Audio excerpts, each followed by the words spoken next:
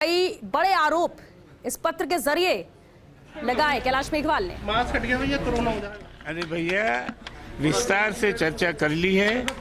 Party के हित में हमको काम करना है, पार्टी को आगे बढ़ाना है और इसलिए कल निंदा प्रस्ताव लाने का मैंने विचार छोड़ दिया है। अच्छा, कल निंदा प्रस्ताव नहीं आएगा? नहीं रखूंगा। दुख है। कैलाश जी, ये जो विवाद हुआ है, ये आपने जो लेटर जारी किया है, इसके बारे में पार्टी को आज क्या पक्ष रखा है आपने? हैं? ये चर्चा हो गई विस्तार से चर्चा हो गई और अब तो भाई कांग्रेस से लड़ना, हमको मिल के लड़ना है। कांग्रेस के खिलाफ लड़ेंगे। लड़ रहे थे, 10 पेज में लड़े, 11 पेज पे लड़े। पार्टी के हित में भी तो है। मैं पार्टी का आदमी भी तो हूँ भाई। मैं पार्टी का आदमी नहीं हूँ क्या?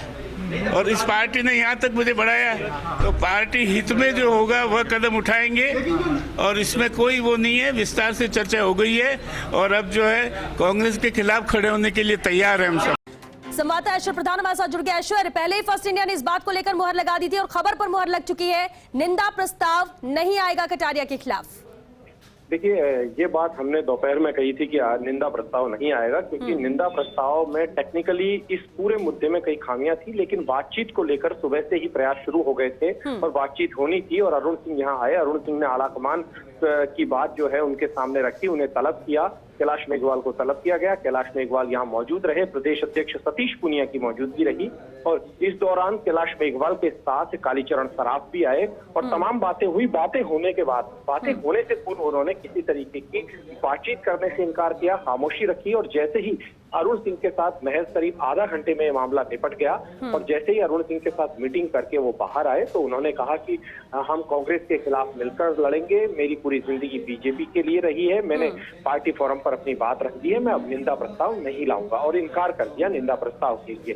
और यहीं पर ये बात समाप्त हो गई, क्योंकि बीजेपी के लिए भी चिंता का विषय था कि एक तरफ विधानसभा का सत्र है तो आपस की ही लड़ाई से निपटें या फिर विपक्ष के रूप में कांग्रेस को घेरे। अब बीजेपी को भी राहत मिलेगी। बीजेपी अब कांग्रेस को विपक्ष के रूप में बेहतर तरीके से घेर पाएगी, भले ही अंदरूनी शहमात के खेल में कुछ भी चल रहा हो। लेकिन ये इस वक्त की बड़ी खबर यही है कि अब निंदा प्रस्ताव नहीं लाएंगे वो। पूरा मामला खत्म हो गया है, समाप्त हो गया है।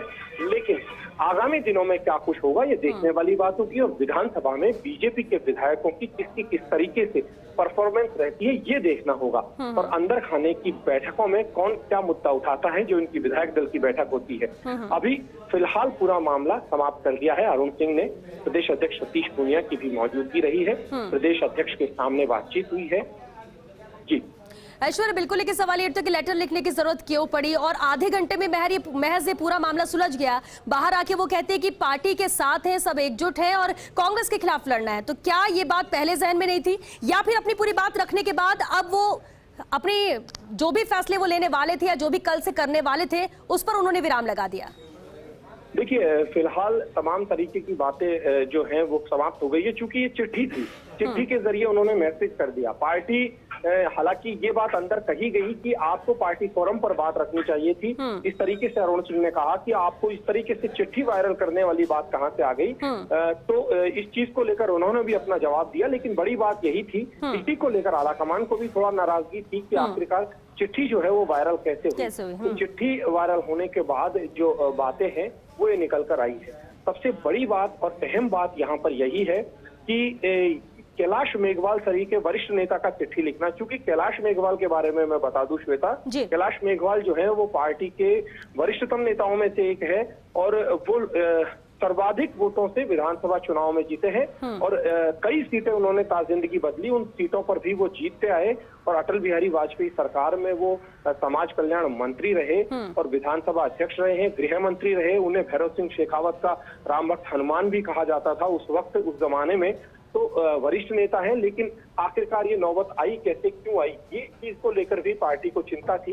लेकिन ये तमाम चिंताएं समाप्त हो गई। राजेंद्र राठौड़ को भी इस बात को लेकर नाराजगी थी। राजेंद्र राठौड़ से जब हमने अभी बात की तो उन्होंने यही कहा कि पार्टी फोरम पर बात रखनी चाहिए थी। पार्टी में अंदर खाने इस बात को लेकर नाराजगी है। पार्टी भी अभी इस तमाम चीजों को निकालने की कोशिश करेगी कि आखिरकार बात कहां से निकली, कहां तक गई और कितनी दूर तक गई। जितनी दूर तक जानी चाहिए थी वहां तक पहुंच चुकी, क्योंकि उन्होंने जिक्र किया था उस अपनी चिट्ठी में, तमाम तरीके की चीजों का जिक्र किया और इतनी लंबी चौड़ी चिट्ठी लिखी कि जिसे पढ़ने के लिए भी 1 घंटे का वक्त चाहिए आराम से पढ़ने और समझने के लिए। तो आप तय मानकर चलिए कि कई दिनों से ये भी योजनाबद्ध तरीके से सोच रहे